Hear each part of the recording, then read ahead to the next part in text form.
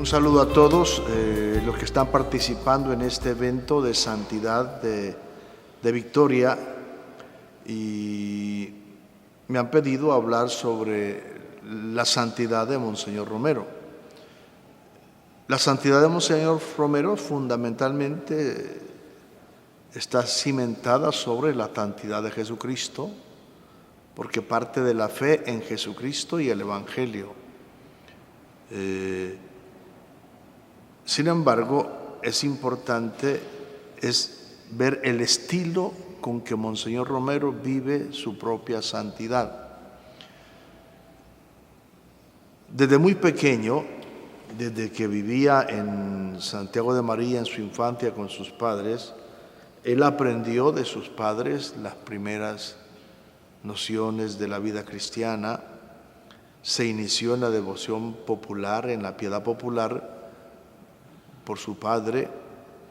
Sin embargo, él fue creando su propia manera de vivir, esa fe en Jesucristo, fundamentalmente la presencia de Jesús en el Santísimo Sacramento del altar.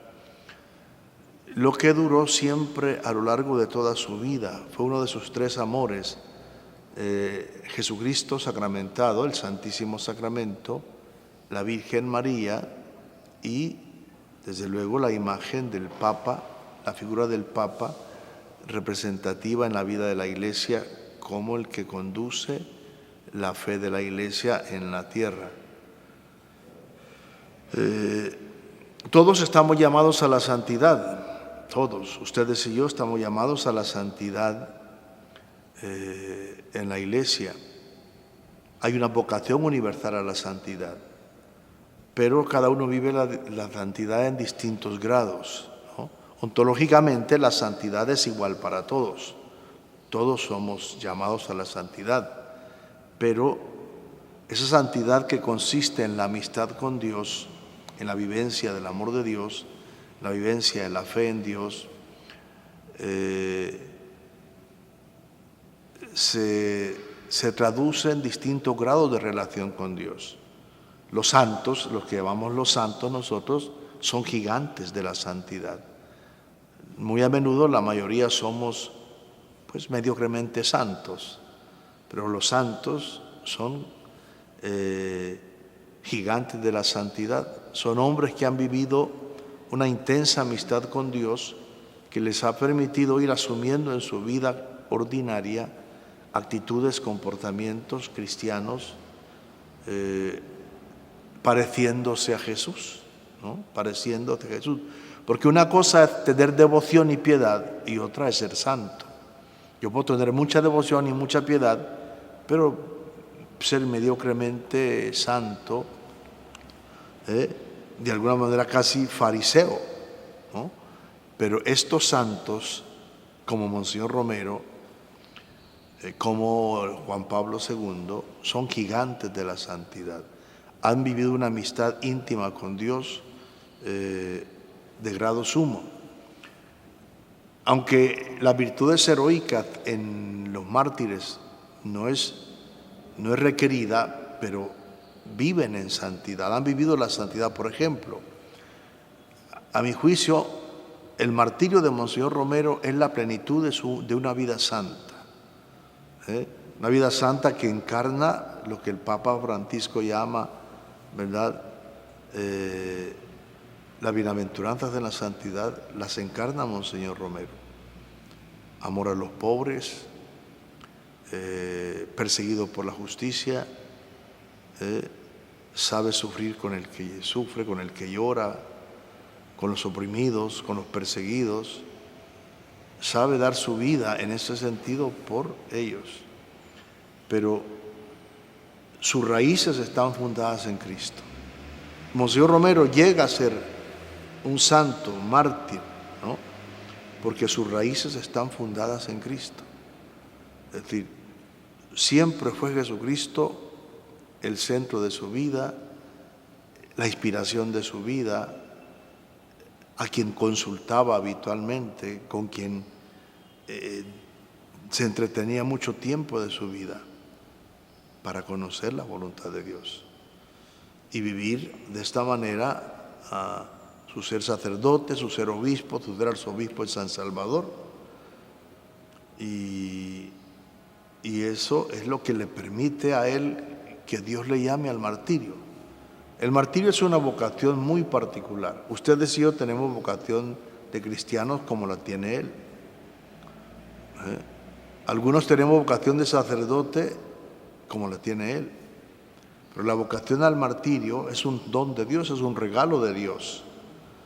Es un don de Dios que concede a muy pocos de sus hijos para que, derramando su sangre, se unan indefectiblemente a la sangre de Cristo derramada en la cruz, por amor, un gesto de amor.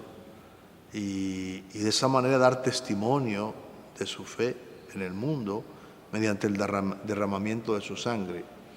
Pero en el caso de Monseñor Romero, esa vocación es como la plenitud, es un regalo de Dios a Monseñor Romero por una vida santa, indudablemente. Una vida santa que muy pocos conocemos. Porque muchos piensan que es santo porque murió mártir. ¿No? Sí, eso sí es cierto, pero el martirio es la plenitud de una vida santa en Monseñor Romero, ¿no? Y esto es importante para nosotros. El hecho de vivir cotidianamente una relación íntima, profunda con Dios, le permite a él encontrarse con Dios. Dios encontró, como halló a María llena de gracia, Dios también encontró a Óscar lleno de gracia. Que sabía escuchar la palabra, ponerla por obra, hacer la vida y entrar en la voluntad de Dios, ¿no? Y por eso es atrayente en nuestro mundo contemporáneo. La figura de Monseñor Romero es atrayente. Claro, un hombre santo, solo un hombre como él, con esa santidad y con esa disposición a dar su vida por los demás, pudo asumir el rol de ser un arzobispo, defensor de los pobres, la voz y los sin voz, ¿no?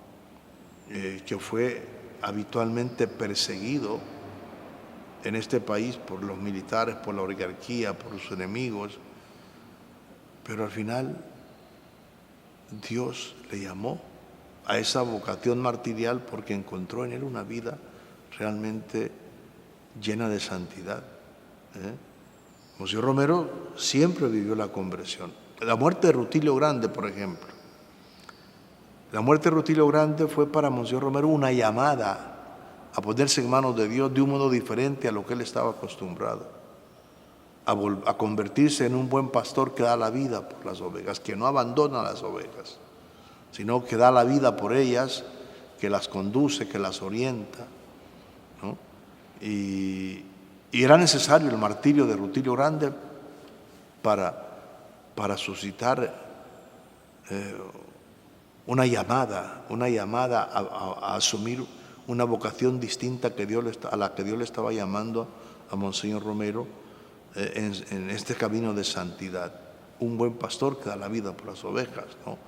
Por eso se dice, no se entiende a Romero sin Rutilio, no se entiende ninguno de los dos sin Jesucristo. Pero, es decir, Romero era muy amigo de Rutilio, se conocían, ¿no? Y esto le hace descubrir a Monseñor Romero una llamada de Dios a asumir un rol distinto en la vida de la Iglesia y en la vida de este país, ¿no? Y lo hace un buen pastor que da la vida, que asume la conducción de este pueblo en medio de las persecuciones del mundo y le hace vivir así su propia santidad, ¿no? Y nos invita permanentemente a nosotros a la conversión, nos invita permanentemente a, por la fe, dar la vida por los demás, en un gesto de amor a los demás. Y es esto lo que Monseñor Romero normalmente hace en la vida. Yo siempre suelo decir, mira, a Monseñor Romero y a Rutilio Grande, dos mártires en esta iglesia, El protomártir es Rutilio, es el primero de los mártires, pero el que más nos representa es Romero. Entonces, San Óscar Romero no se puede entender, igual que Rutilio, no se les puede entender si no es a la luz de la fe, del Evangelio de Jesucristo, del magisterio de la Iglesia.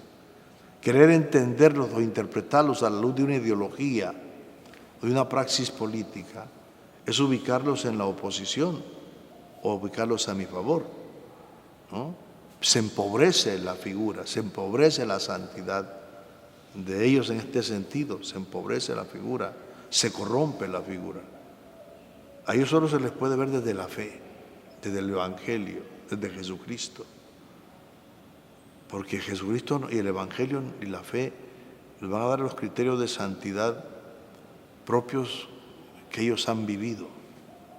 Son los que ellos han vivido y que nosotros estamos llamados a vivir. Y Monseñor Romero nos enseña a vivir esa santidad ordinaria, esa santidad de todos los días, de cada circunstancia, ¿no? Ustedes, por ejemplo, deben saber que en los momentos más difíciles, ¿sabe dónde encontrábamos a Monseñor Romero? De rodillas ante el Santísimo. Ahí estaba consultando con el Santísimo Sacramento, con Jesucristo, Eucaristía, qué debía de ser, cuál era su camino, qué debía hablar. ¿Ven? Su forma de preparar, por ejemplo, las homilías, de esas homilías tan extraordinariamente formativas para nosotros de Monseñor Romero.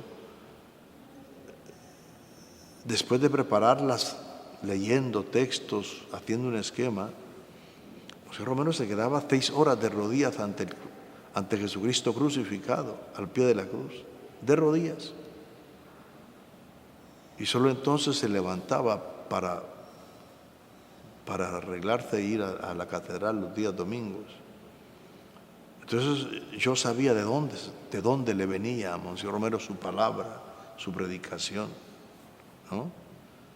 Y sobre todo su vida, una vida de un hombre habitualmente tímido, casi introvertido,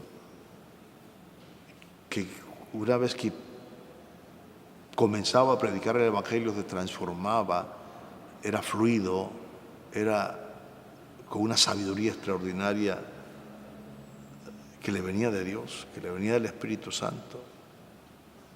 Y sobre todo, el Espíritu Santo no se va a mover donde no hay santidad, donde no hay fidelidad, donde no hay amistad con Dios. Por eso dice San Lucas, ¿verdad?, en el Evangelio está, que Dios da al Espíritu Santo a los que le obedecen, ¿no? Y entonces, así es. Monseñor Romero es un testimonio vivo de ese amar a Dios con todo el corazón, con toda la mente, con toda el alma, con todas las fuerzas y con todo el ser, y al prójimo como a ti mismo, dando la vida por ellos. Y nada, es esto. Este es Monseñor Romero, ese defensor de los derechos humanos, ese defensor de los pobres, ese defensor de los campesinos, con una fuerza extraordinaria, con una fuerza extraordinaria para dar una palabra de fe y una palabra de denuncia en ciertos momentos, como nadie lo había hecho en este país. Y ahora nadie tiene, ahora en este tiempo, ninguno tiene la fuerza con que Monseñor Romero lo hacía. Muchos querrán ser como, pero la fuerza que procede de Dios no aparece, está ahí. Monseñor Romero es un testimonio vivo de esto. Eso, dejar que el Espíritu fluya, dejar que el Espíritu fluya, ¿no? Es esto. Y eso, Rutilio Grande fue la puerta por la que el Espíritu de Dios movió a Monseñor Romero a asumir este rol de buen pastor que da la vida por las ovejas. El Espíritu Santo lo llevó, Dios le llamó por caminos que él no estaba acostumbrado a transitar. ¿Ven? aunque siempre amó a los pobres, aunque siempre estuvo en favor de los pobres, aunque siempre vivió ese amor a los pobres en una dimensión humanitaria, ahora lo hace en defensa de los pobres a partir de la fe. Y nada, este es el Monseñor Romero que yo he conocido.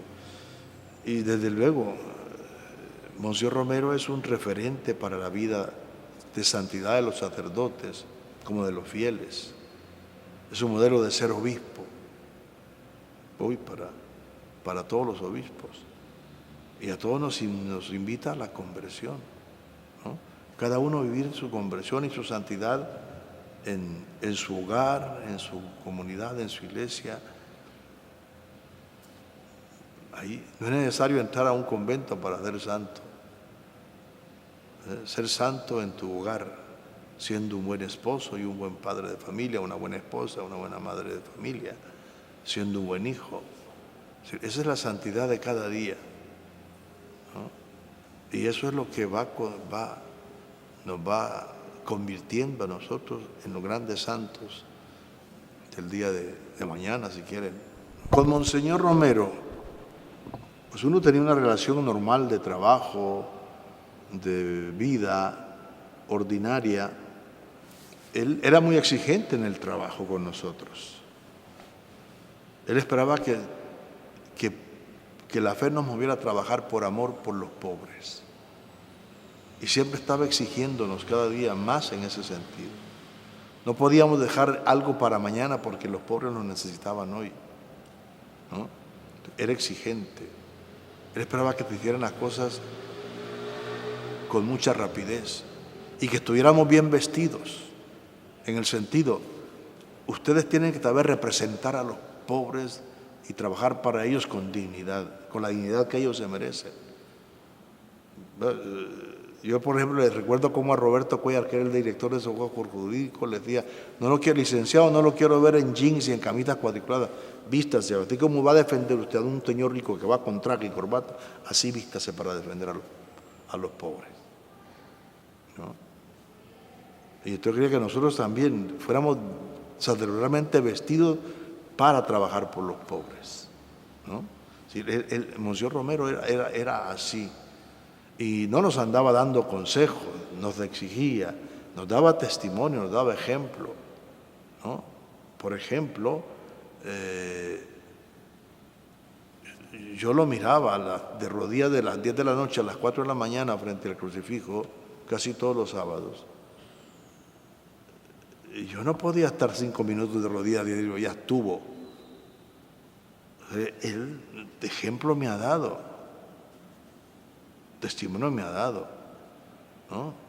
Eso de, por ejemplo, ustedes si yo habitualmente vamos a comer, no te gusta la comida, ¿no? La dejas, ¿no? Y yo recuerdo una vez fuimos a comer, fuimos a un pueblo a comer, a una misa y después a comer, no, también. Eso me ha pasado con 2 obispos en ese tiempo. Y la comida la sopa de gallina que le dieron estaba salada, pero salada, con S mayúscula. Y se la tomó tan tranquilamente y no hubo más que acompañarlo a tomar de la sopa. Eso está, ¿no?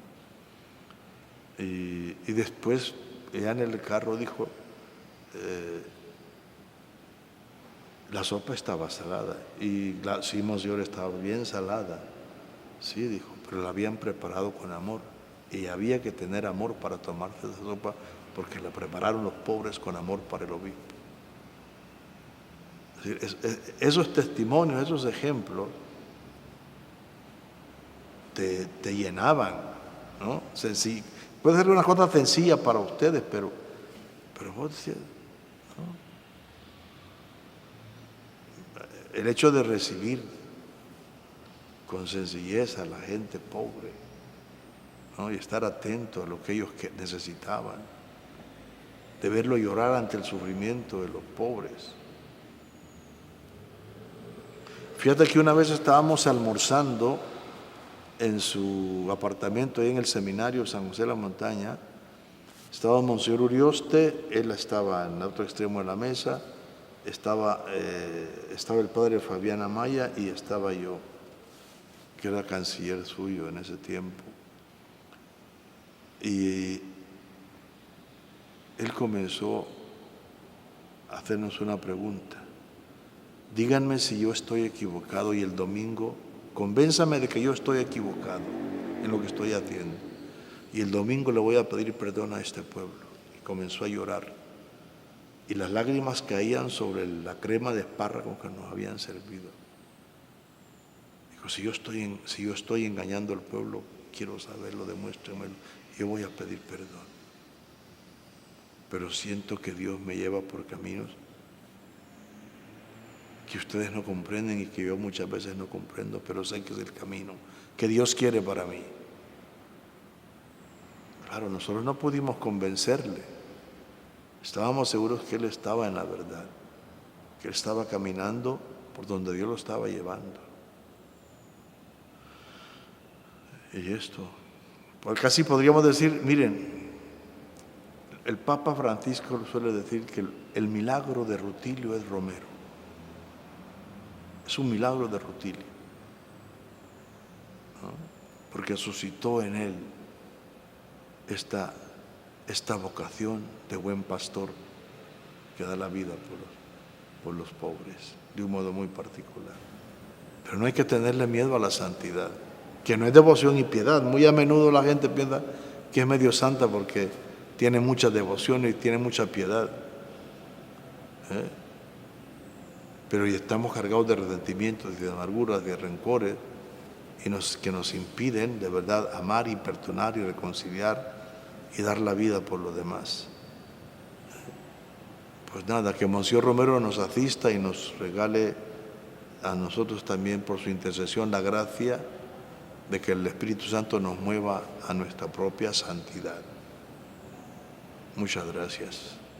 Siempre que se predica la verdad contra las injusticias, contra los abusos, contra los atropellos, la verdad tiene que doler. La iglesia es la sal del mundo y naturalmente que donde hay heridas tiene que arder esa sal.